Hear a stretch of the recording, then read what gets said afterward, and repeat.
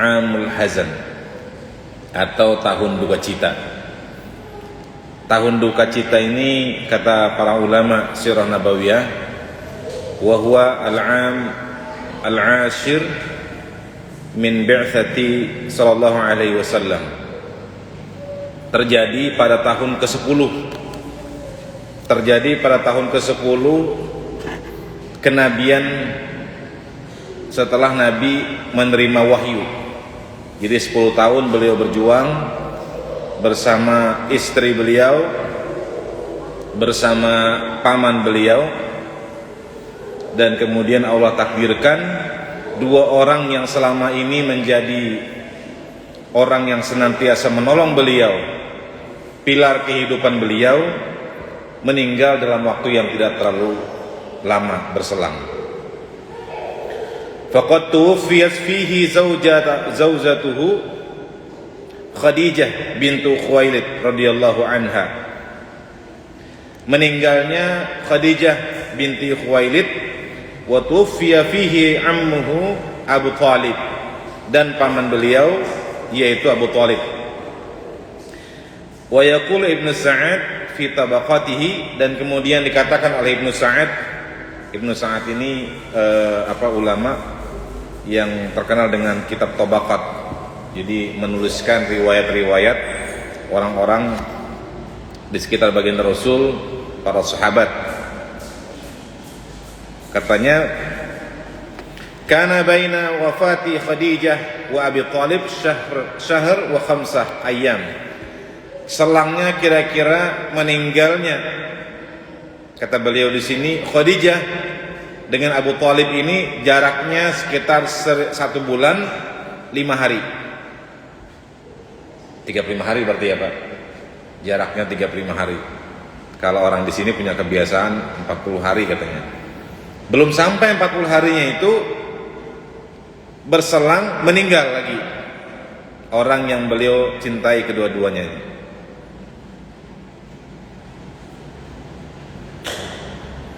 Ini merupakan pukulan berat bagi beliau sallallahu alaihi wasallam.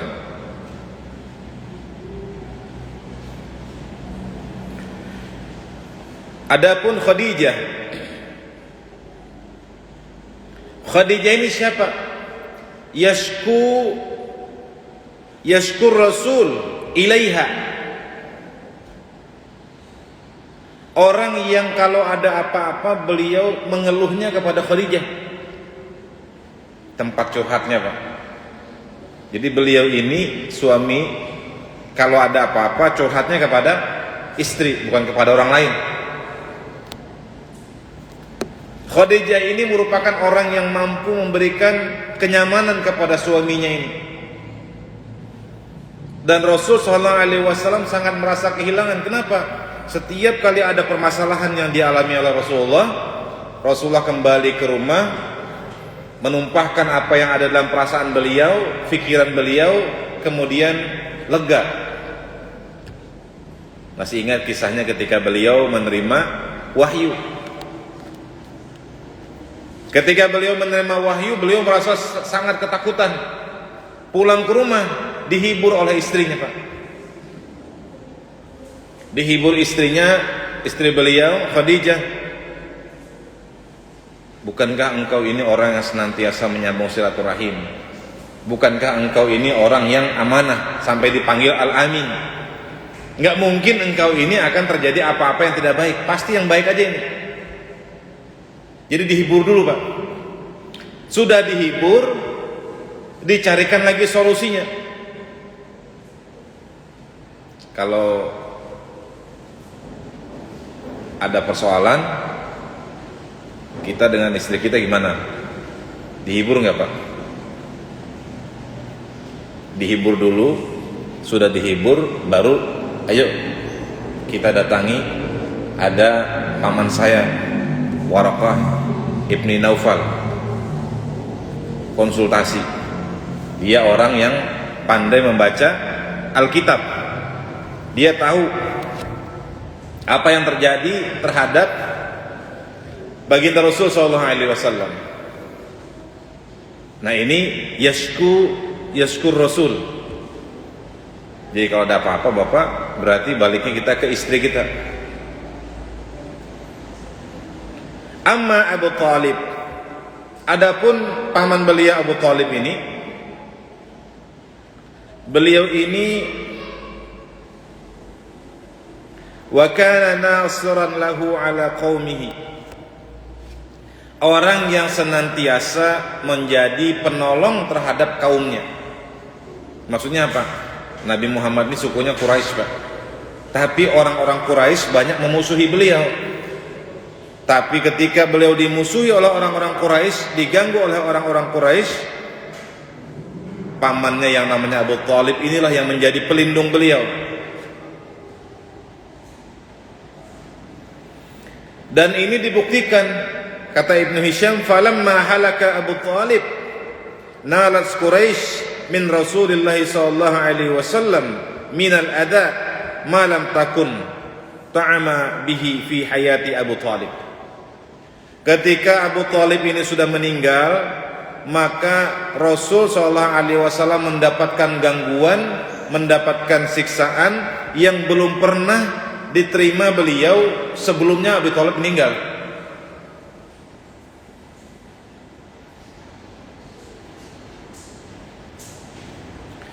Sampai kemudian ada di antara orang-orang Quraisy itu min sufahai Quraisy, salah satu di antara orang bodoh Quraisy. Ini sebutannya para ulama sirah ini, saking mungkin kesalnya mereka dengan orang yang menyakiti Rasulullah. Orang di antara orang yang min sufahai Quraisy, orang-orang yang bodoh di antara orang Quraisy, fanathara ala ra'sihi turaban. Kepala Rasulullah itu dihamburinya tanah. Kita Pak berdakwah, pernahkah kita dihamburi tanah? Rasanya saya diajak ceramah ke beberapa tempat, ke Talisayan, ke Segah, ke beberapa tempat, rasanya belum pernah dihamburi orang tanah, Pak. Nabi SAW orang yang mulia, orang yang luar biasa, akhlaknya hebat, diakui oleh kaumnya sebagai Al-Amin. Tapi begitu beliau berdakwah, kaumnya memusuhi beliau, memperlakukan beliau seakan-akan beliau ini orang jahat. Fanathara ala ra'sihi turaban, dihamburi tanah kepalanya beliau. Wa dakhala Rasulullah sallallahu alaihi wasallam baitahu wat turabu ala ra'sihi. Begitu pulang beliau ke rumah, di kepalanya ini masih ada tanah. Faqamat ihda banatihi faja'alat taghsilu anhu at-turab wa hiya tabki. Melihat itu, ada salah satu anak beliau perempuan, enggak disebutkan di sini, berdiri mendekati Rasul sallallahu alaihi wasallam, kemudian diambilnya, dibersihkannya kepala beliau, dikasihnya air supaya bersih sambil menangis. Kesian orang tuaku ini, dizolimi sama tetangganya sendiri, sama kaumnya sendiri. Orang lihatnya sedih, Pak. Ini orang terhormat, dikenal sebagai orang yang terpercaya, Al-Amin. Kalau dikenal sebagai penjahat, tidak apa-apa, Pak. Ada orang masuk penjara, ternyata apa kesalahannya? Pemerkosa, naudzubillahi min dzalik. Masuk penjara, Pak, dipukuli orang.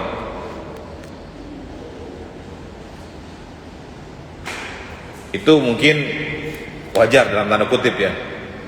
Tapi kalau orang ini adalah orang baik, orang yang biasa menghormati tetangganya, memuliakan tamunya, bisa dipercaya sebagai orang yang memelihara harta tetangga-tetangganya, sahabatnya, kerabatnya, yang mau pergi keluar kota, mau pergi keluar Mekah, siapa yang jaga harta saya ini? Oh, titipan ya, sama siapa anunya yang bisa dititipin di sini? Nih Muhammad. Orang baik, Pak. Sehingga kemudian anak beliau menangis, dia melihat bagaimana penderitaan baginda Rasul dihinakan seperti ini. Maka kemudian baginda Rasul sallallahu alaihi wasallam mengatakan, beliau bersabda, yaqulu laha la tabki ya bunayya, fa innallaha mani'un abak. Jangan engkau menangis wahai anakku. Sesungguhnya Allah mani'u abaka, senantiasa menjaga ayahmu ini. Jadi Nabi ini Pak sudah dapat jaminan dari Allah Subhanahu wa taala. Pasti berhasil dakwah beliau. Meskipun penderitaan beliau luar biasa. Kalau lihat penderitaan beliau ini muncul rasa utang budi sama beliau nih Pak. Coba seandainya beliau itu tidak mau menahan penderitaan ini Pak.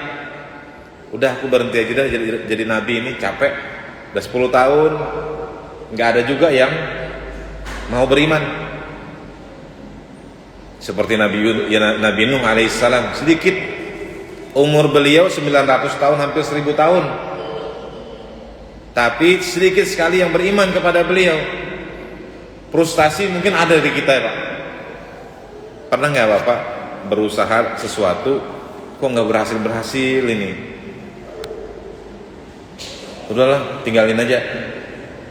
Pernah nggak Pak seperti itu kita?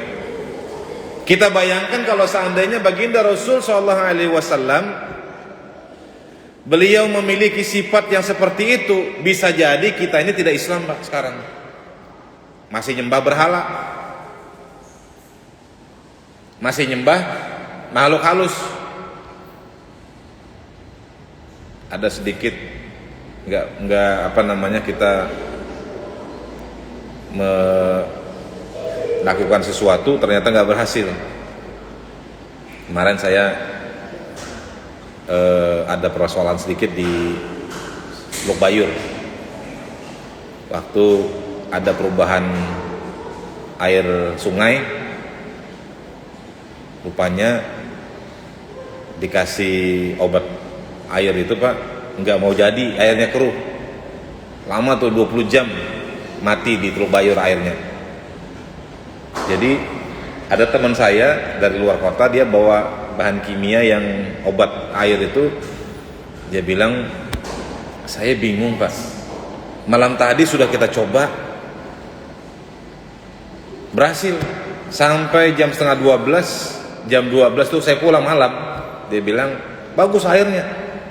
Kenapa ini tiba-tiba jam 2 pagi dini hari itu rusak lagi bukan rusak, airnya nggak terbentuk, nggak jernih, padahal sudah bagus, sudah berapa dicoba itu. Kalau saya Pak di Bali, dia bilang, ini mohon maaf ya, coba berapa kali, dia bilang pH-nya 7. Oh bagus nih. Begitu dicoba berubah lagi 8. Coba lagi, berubah lagi, turun lagi, bagus lagi dia, 7 lagi. Dicoba lagi, berubah lagi.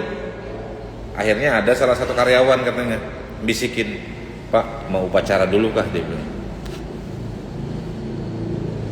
Ini kepercayaan orang lain-lain ya. Habis diupacarain katanya, akhirnya bagus airnya. Itu kadang-kadang bagi orang mukmin jadi ujian Pak. Jadi dia nanya, Pak apakah kita perlu sembelihkan kambing di sini? Dia bilang di Intek Teluk Bayur itu Pak, supaya jadi nih. Kira-kira jawaban apa saya apa Pak kira-kira Pak? Sebagai orang beriman, saya bilang setuju. Cuma supaya mudah, saya bilang kambingnya pesankan aja di Jalan Pulau Panjang, sudah dalam bentuk sop, saya bilang. Bawa ke sini kita yasinan, baca yasin, saya bilang. Saya kadang-kadang Pak kalau ada hajat tertentu, tapi ini kebiasaan pribadi aja. Saya ingin sesuatu, ingin dikabulkan, lebih dikuatkan lagi kepada Allah, ya saya baca Al-Quran aja. Salah satunya saya sering baca surah Yasin. Saya bilang tenang aja, kalau baca surah Yasin insya Allah aman, saya bilang. Nah padahal dalam hati saya ini kan masalah teknis, karena memang terjadi perubahan air gara-gara banjir di Hulu Segah. Jadi sebenarnya nggak ada hubungannya. Tapi kadang-kadang Pak, kalau kita tidak menguatkan keimanan kita kepada Allah Subhanahu wa taala, bisa jadi kita kemudian terombang-ambing oleh situasi yang dimainkan oleh, kalau dalam bahasa agama saya bilang ini jin, kalaupun ada seperti itu. Atau jangan-jangan hanya kebetulan aja secara alamiah. Ini beruntungnya kita jadi orang Islam. Disuruh kadang-kadang naudzubillah ya, melarung sesuatu. Ini harus disampaikan Pak kepada keluarga kita. Kalau tidak melakukan ini katanya nanti kamu celaka. Loh, buktinya habis dia melarung malah kecelakaan, naudzubillah. 2 kali ruginya Pak. Sudah dia syirik, kemudian dia melarung, membuang lagi. Apa nggak 2 kali celaka namanya itu? Mending kita minta langsung kepada yang maha kuasanya. Kalau mereka kan minta kepada penguasa laut kata mereka, penguasa hutan kata mereka. Siapa penguasa laut, penguasa hutan? Allah. Allah ini yang menguasai langit dan bumi. Lillahi ma fis samawati wa ma fil ard. Allah lah, bagi Allah semuanya yang ada di langit, yang ada di bumi, Pak. Jadi ngapain kita minta kepada penunggu langit, penunggu laut, minta kepada penunggu hutan, atau minta kepada penunggu siapapun? Saya pernah naik mobil travel Pak. Waktu itu kehabisan pesawat. Mertua saya meninggal, bukan meninggal, sakit keras. Jadi pas dari sini sudah sore, pada asar, nggak ada pesawat lagi kan. Dapat sopir travel, dapat mobilnya tuh saya lihat banyak gundul. Waduh, saya bilang dan lagi kan mobil yang bagus. Sudah pada terakhir sudah, nggak ada lagi, sudah kita mau berangkat, mobil ban gundul, mau dilanjut lagi. Gimana perasaan ini kan? Akhirnya bismillah ya sudah. Ternyata parahnya lagi dapat sopirnya Pak. Saya perhatikan setiap lewat jembatan dia ngelakson. Itu lama saya baru perhatikan. Sudah sampai daerah lewat dari Muara Wahab baru saya perhatiin. Kenapa saya bilang setiap kali melewati jembatan klakson? Memang ada apa di situ? Kalau pas dia lewat jembatan, tintin ada mobil, saya nggak perhatiin. Tapi lama-lama saya liatin, loh, ini kok setiap lewat jembatan mengklakson. Saya tanya, ada apa? Anu Pak, salam kepada penunggunya jembatan. Ya Allah, saya bilang baru tahu saya ini. Dari mana taunya ada anunya? Ada lihatkah kita? Enggak Pak, katanya. Itu kepercayaan kita lah. Jaga-jaga aja. Daripada kita celaka, dia bilang. Pernah ada juga orang pas dilihatin di spion ada orang belakang katanya. Saya bilang ya kadang-kadang kalau kita sendirian itu was-wasnya macam-macam. Apalagi kalau sudah berdiri bulu roma katanya. Nah kadang-kadang berdiri bulu roma itu bukan apa-apa, perasaan kita aja.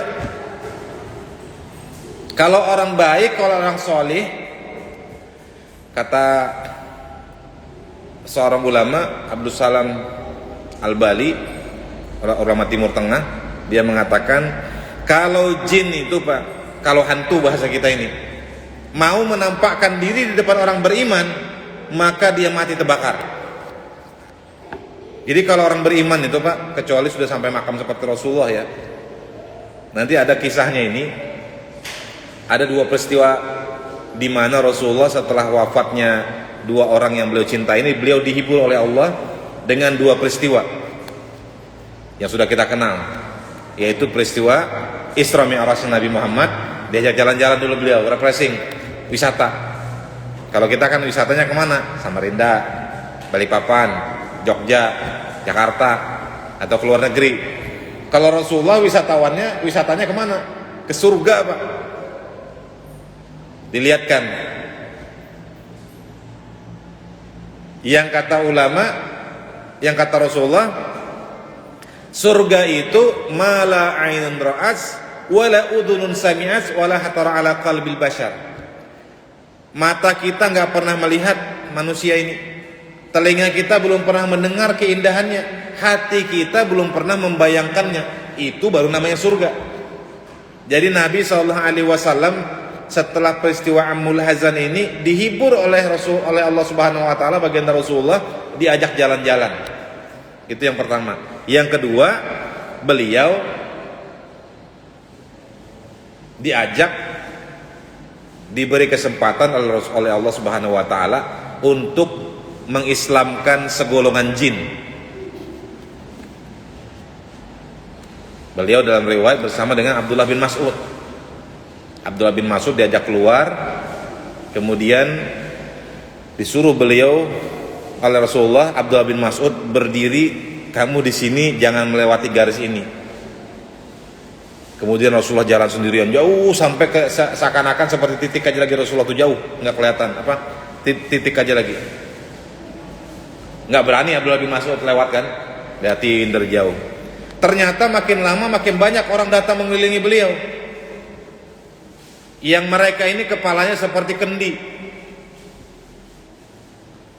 Begitu dikelilingi ini, Rasulullah tertutup, nggak kelihatan. Hampir aja didatangi oleh Abdullah bin Mas'ud, tapi ingat pesan Rasulullah, jangan kau melewati garis ini. Dikasih garis sama Rasulullah, jangan kamu lewat. Akhirnya Abdullah bin Mas'ud tetap memenuhi perintah Rasulullah dan dikasih kode sama Rasulullah dari jauh pakai tongkat beliau, tinggal di sana. Akhirnya dibiarkan. Ternyata yang didatangi oleh baginda Rasul SAW adalah jin dari kalangan jin Nusaybin. Jadi Allah ingin menghibur Rasulullah. Orang-orang tidak mau percaya di kalangan manusia, tidak mau beriman kepada baginda Rasul SAW. Tapi tenang aja, nih banyak sekali jin yang masuk Islam. Kadang-kadang dia negak pengajian juga, Pak. Tuh di belakang antum, kalau belakang ada tuh, coba dilihatin, ada ikut juga nggak pengajian? Nah, yang belakang-belakang nih, Pak, jangan-jangan dia ikut juga pengajian nih, Pak. Nafara minal jin yastami'una al-Qur'an. Tapi kalau jin Islam, Pak, nggak ada dia ganggu kita. Misalnya, kok ada bau-bau cendana ini, kok ada bau-bau Kamboja ini, kok ada bau-bau apa nih pas pengajian? Enggak. Karena dia, kalaupun dia mendengarkan pengajian yastami'una al-Qur'an, kenapa dia ini? Karena falamma hadaru qalu ansitu. Ketika mereka hadir, mereka mengatakan diam aja dia, Pak. Jadi kalau dia ikut pengajian sama kita hari ini, saya juga nggak bisa lihat nih, Pak. Mungkin aja nih ada di belakang sana.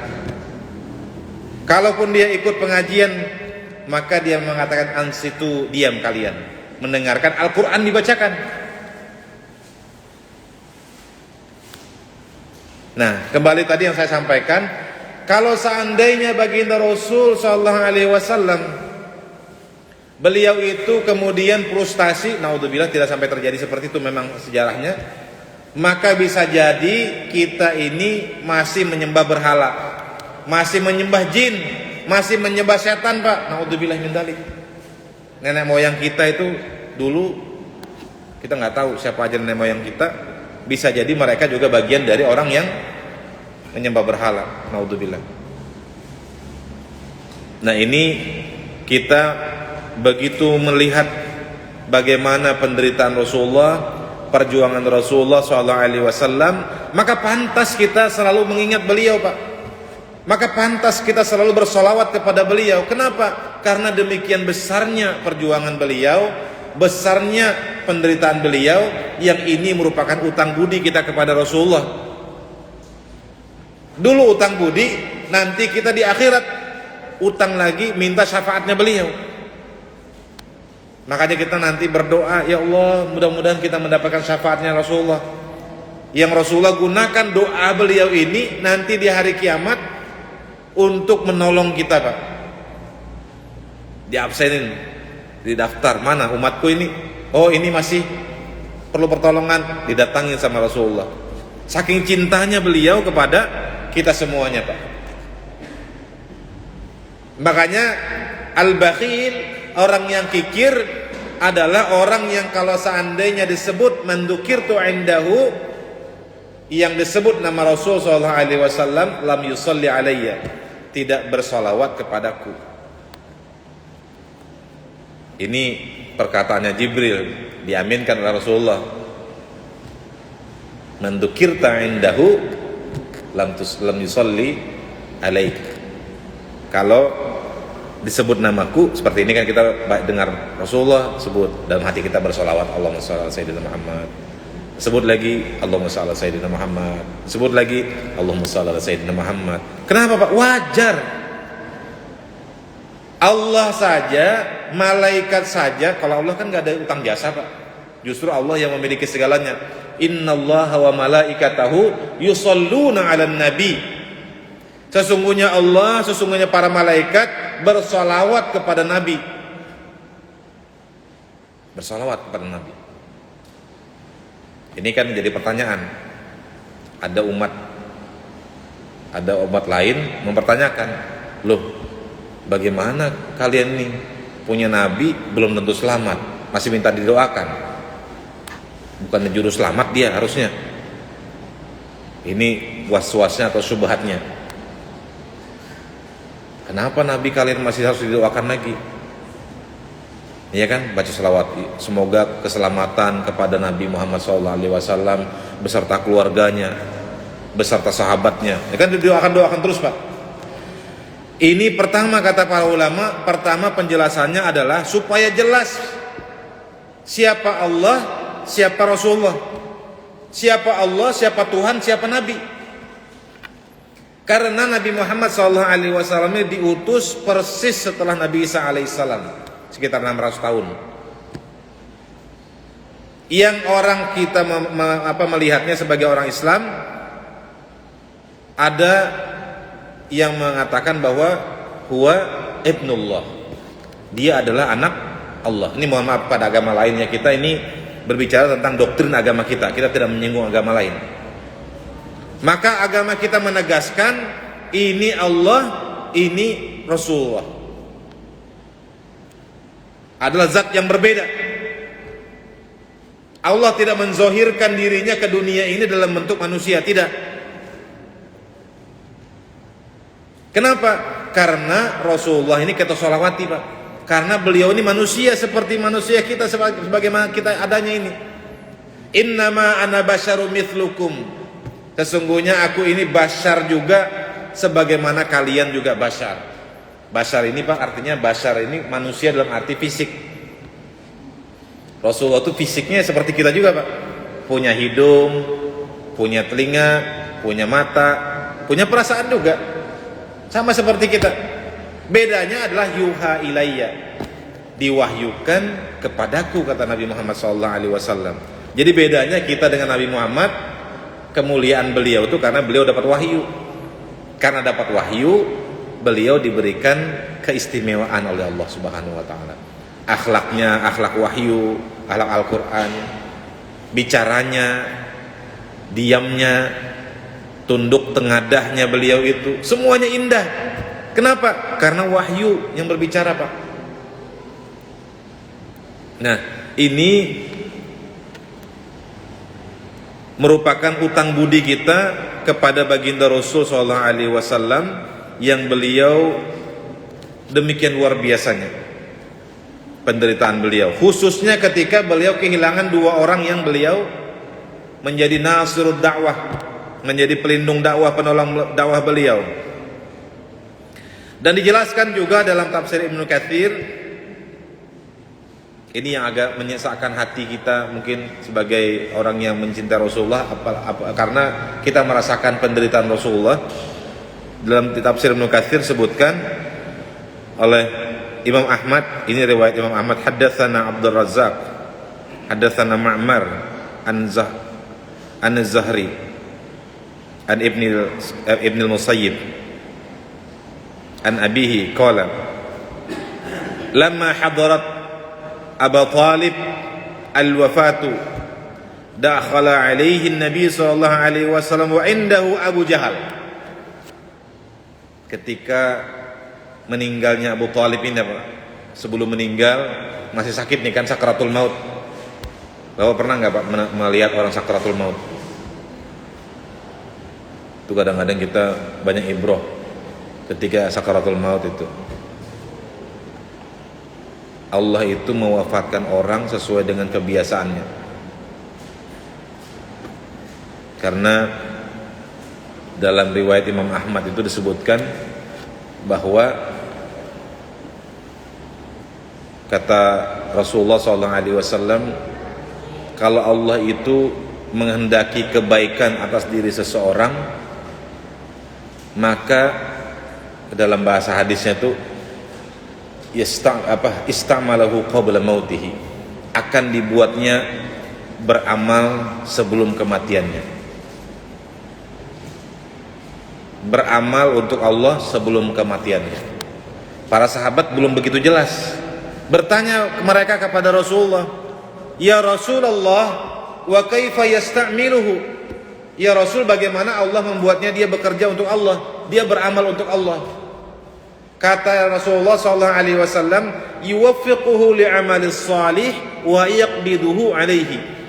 Allah takdirkan dia, Allah berikan taufik kepada dia. Taufik ini tahu Pak? Bukan Pak Taufik. Taufik ini sering orang sebut wabillahi taufik wal hidayah. Bukannya Pak Taufik nikah dengan Ibu Hidayah, bukan. Wabillahi taufik wal hidayah. Hidayah itu adalah petunjuk Allah. Huda lil muttaqin. Al-Quran itu petunjuk bagi orang bertakwa.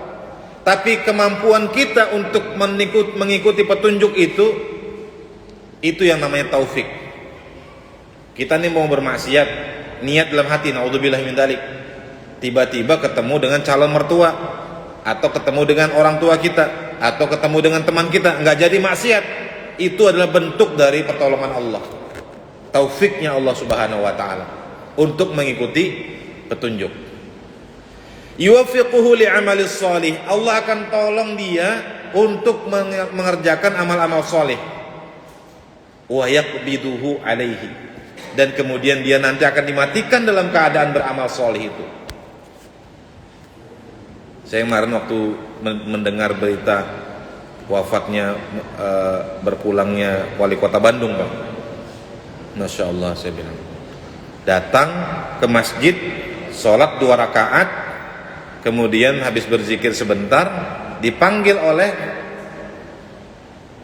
panitia masjid,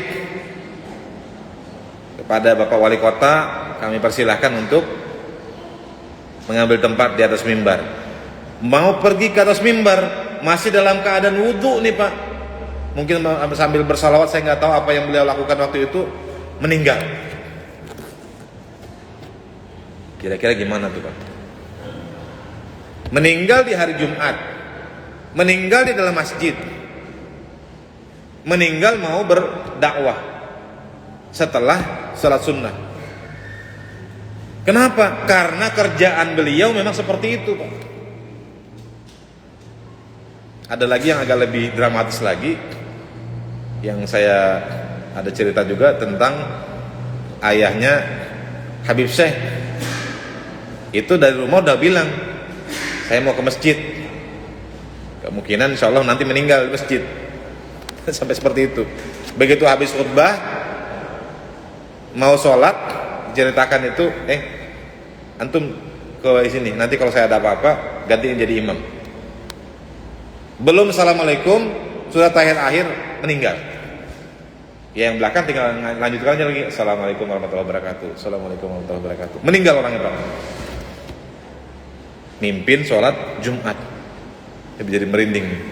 Kira-kira bisa nggak kita mengakhiri kehidupan kita itu dalam keadaan baik seperti itu Pak?